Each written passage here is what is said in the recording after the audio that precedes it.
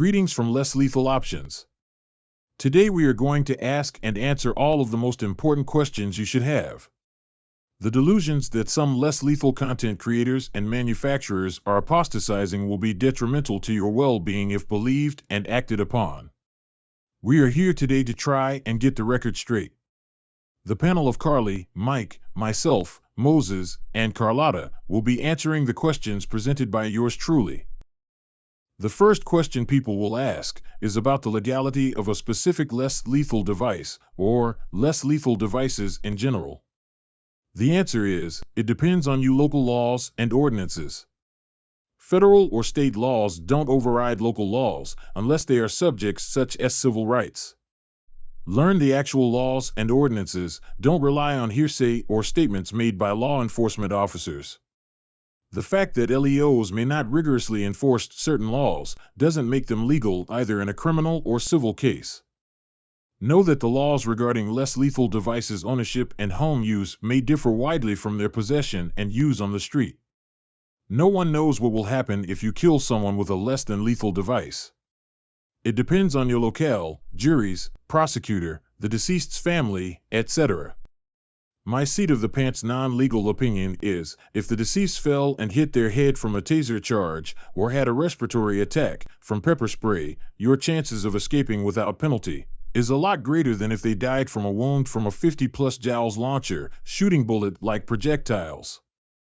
I could answer the next question or give it to Mike, who would love to answer it.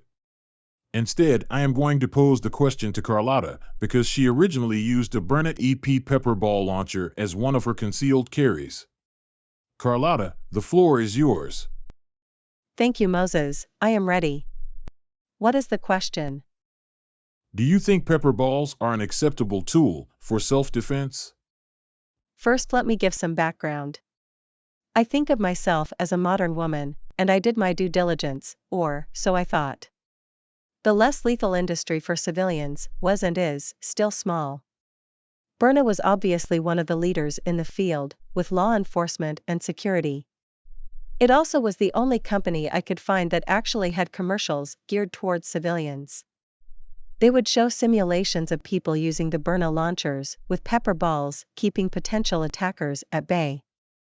The fact that you didn't have to let the criminal get close was a great attraction. I knew nothing about firearms or personal defense. I started searching for and watching YouTube content on less lethal devices. I started with pepper spray, since many of my friends and acquaintances carried it. My husband and I talked about getting firearms and a firearm permit, but neither of us wanted to go in that direction. I checked my local laws and state laws and determined that pepper spray, tasers, and the Byrna launchers were legal at home and legal to conceal carry. Air guns were legal at home, but not in public. Ironically, pepper balls were not legal. This dampened my spirits. Once I got into pepper spray, however, the fact that pepper balls were illegal for me was of no concern. The concept of shooting someone or object near them and expecting the dust cloud of irritants to be debilitating didn't seem to make much sense. With pepper spray, you can spray directly onto someone's face, and even then they may fight through it or it might not take effect for precious seconds. I still liked the Byrna EP first shot setup and went with it. It wasn't until I started to interface with you three that two critical points about less lethal defense became known to me. I know you wondering why I had Carlotta talk about pepper balls when she never even used them. Her story about getting into the less lethal defense community is reflective of many. There would be the magical pepper ball that will stop assailants from 20 feet away. This smoke and mirrors fantasy is not harmful if outgrown when one obtains better insight and information. For many, however, they live and might die thinking pepper balls are going to save them. Why I call pepper balls smoke and mirrors is because we are shown the effects of the irritant powder as proof of concept. No one here is arguing against the potency of the pepper balls. They are about as good as an effective pepper spray, chemically speaking. The problem is with the application. The pepper balls may or may not explode. The impact sends the cloud of irritant in a 360-degree pattern, whereby only some of the powder may hit the face, eyes, etc. The assailant will be moving toward you so they don't linger in the cloud or clouds that each pepper balls causes. Pepper ball dust is way more likely to be blown back toward the shooter and possibly many bystanders than a liquid or gel pepper spray. The final point is to answer the question that if pepper balls are so ineffective, why do countless law enforcement and security agencies use them? The answer is they can be effective for those applications. Examples would be crowd control, someone barricades themselves in a car, room, what have you. You bombard the space with pepper balls and wait for it to take effect.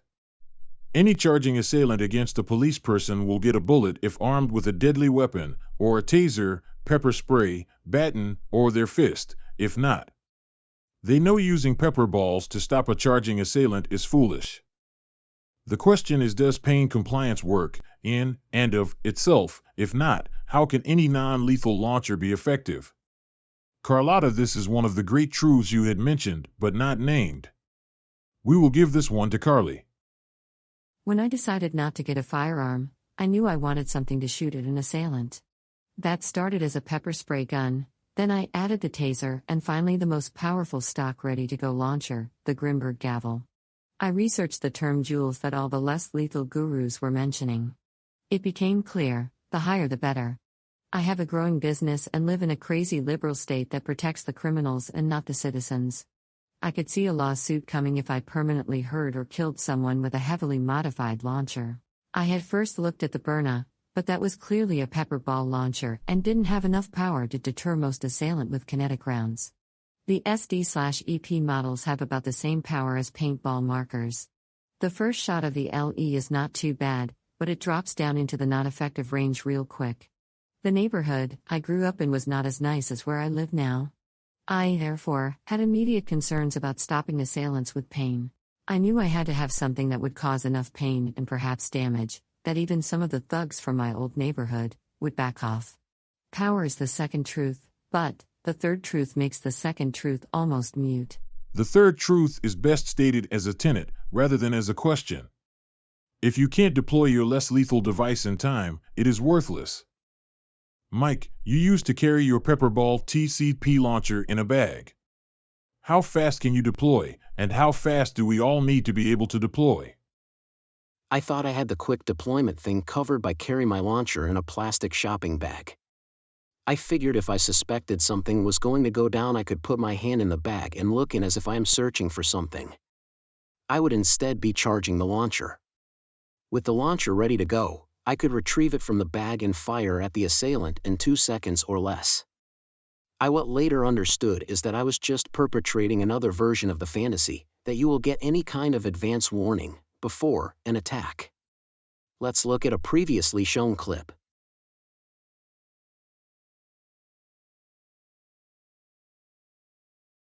Guys, it's almost 9 p.m. outside talking outside the grocery store when the dude comes up, pulls a knife. Well, as you can see, there is no way to predict that attack. The criminal wasn't wearing a mask or hoodie. He looked like just a regular guy in work clothes. What, however, if he looked more suspicious?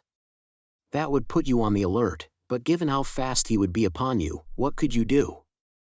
Under no circumstances could you have time to charge your launcher and fire.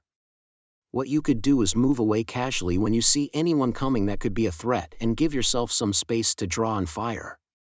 That, however, creates a constant state of paranoia.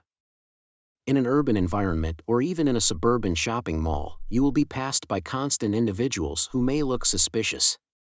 Trying to react to each one will probably get you committed for mental help. You need to be able to deploy a launcher ready to fire, or a taser in 3 seconds or less. The best way to gain those 3 seconds is to have pepper spray in your hand at all times when out in public in malls, public transit, or on the street. If you have medium to large hands, you can keep it palmed. Those with smaller hands might have to keep their hands in their pockets. You have to keep both hands in your pockets. If you walk around with one hand in your pocket, you will look like you are hiding a weapon, in which you are going to pull out at any moment. You will look suspicious to other less lethal and lethal defenders. You spray the assailant and try to move away and dodge his knife, if possible. There is a chance you will be cut. Hopefully the assailant pauses long enough for you to get out of knife range and draw and fire at them. Back away as fast as possible, but don't turn your back on the assailant. If you have a fast reload, do that. Understand. Most experts will tell you to comply when confronted by a knife-wielding robber. This is good advice. If you are of a mindset to resist, you need to practice your draw to get it as fast as possible. With the most powerful concealed carry launchers, you have to screw the CO2 cartridge in to charge the weapon. You will have to practice like training for the Olympics to get a draw, charge, and fire accurately sequence to 3 seconds or less. Failure to meet that speed should set your sights to something with a bang to charge system, even though it will be less powerful. Basically, the rule of thumb for less lethal defenders against a knife wielder is similar to the rule of thumb for a firearm carrier assailed by a firearm carrying robber. If someone gets the drop on you, comply. If you get a chance to counter ambush, make sure that you have the draw speed and accuracy to pull it off. There have been a lot of testing of less lethal launchers published on YouTube. They vary from serious builders, hobbyists, and committed less lethal folks to those made to promote a commercial product, or by people who carry all types of content and thought it topical to do something on less lethal devices. I take all of the testing for the most part to be well-meaning and done honestly. That said, most are misleading as to the power and capability of a less lethal launcher against a clothed human being. A few brave souls have taken hits from launchers to see just how much it would hurt. I only know of one gentleman who took hits by a launcher shooting the projectiles at around 38 joules. This is the most significant test I have come upon so far. It is in the low to middle end of the 30 to 50 joules range that we think will be effective in deterring most attackers. The tester was wearing winter clothes, but they weren't very thick. In the spring through fall in most of the country, clothing won't be much protection. The bottom line, however, is he continued the video. Since few are willing to get shot by a powerful launcher, all kinds of materials are used to test the power and effectiveness of a launcher. Understand shooting various materials can be used to compare the power between various launchers and projectiles, but does not equate to what effects they will have on a human being. Probably the most deceptively poor material to shoot in testing is things made out of metal. Metals are harder than the human body. Anything that can damage them would do worse on a human. Wrong. They dent easily and hard plastics penetrate easily. A noted less lethal channel, Rune Rebel, uses what I use for a projectile trap, a trash can. He uses some rags. I use a folded bath towel. The trap easily handles projectiles shot at 50 plus joules, while the same shot would go through 5 stacked aluminum bake pans and tear a hole in a thin steel cookie sheet. The human body is more like the folded towel. It will give quite a bit, diffusing much of the striking energy, and it is also thick and hard to penetrate with round projectiles, traveling at relatively slow velocities.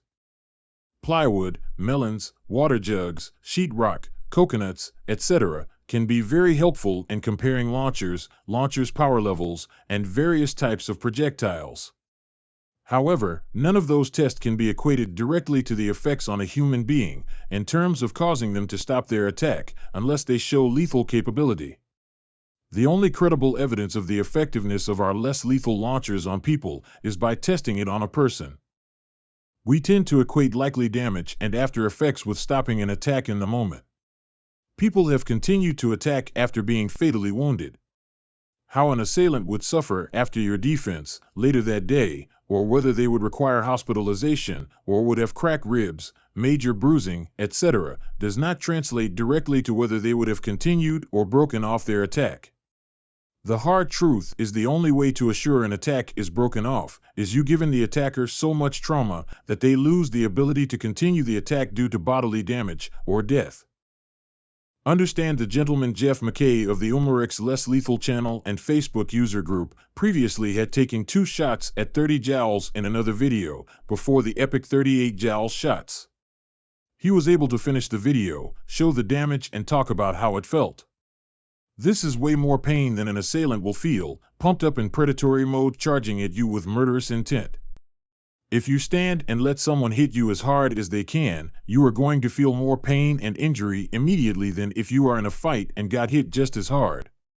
You will continue the fight. No type of less lethal device, including high-powered launchers, is a replacement for a firearm. They are substitutes, with only a fraction of a firearm's capability. Pain is not much of a deterrent compared to deadly force. Knowing less lethal devices are inferior for protecting oneself and home, we at Less Lethal Options have still decided to take that defensive path. I will now open up the discussion to my co-presenters and a round-table discussion about why we made that choice. There are good reasons for me to give up on going less lethal, but I am going to stay the course. I have made some changes to my less lethal arsenal and how I conduct myself when away from home. The first thing I did before making my decision to stay less lethal was to really study the people I would see when going about my daily activities.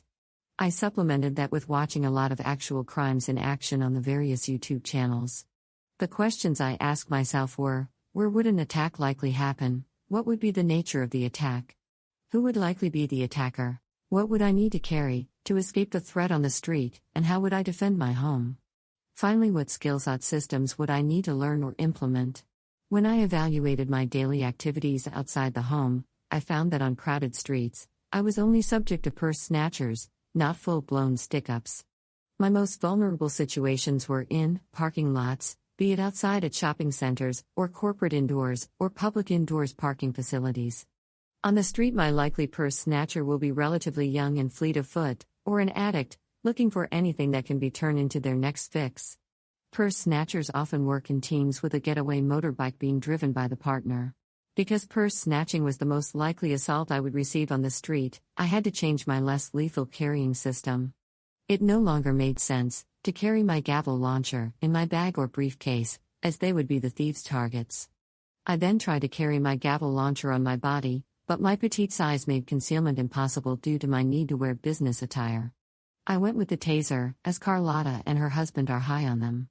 I had no problem concealed carrying the taser, and I carried pepper spray in convenient spots or in my hands so that I could deploy it quickly. Parking lots are the bane of my personal safety. In my fantasy scenario, I would spray the assailant with pepper spray, retreat far enough away to retrieve and charge my gavel and fire accurately at the assailant. I would then make my way to my car, using the gavel to cover me. Get in and drive away, then call 911. However, when I actually studied my walks to my car, I could see that some could easily hide themselves, no matter how alert I was, quickly spring from their hiding place and confront me. I will talk about how I plan on dealing with that real-world reality in the next go-around. Like Carly, my bane is parking lots. I don't walk the streets in the city, and only go to the city maybe twice a week. My only transitional situations are going from and to my car.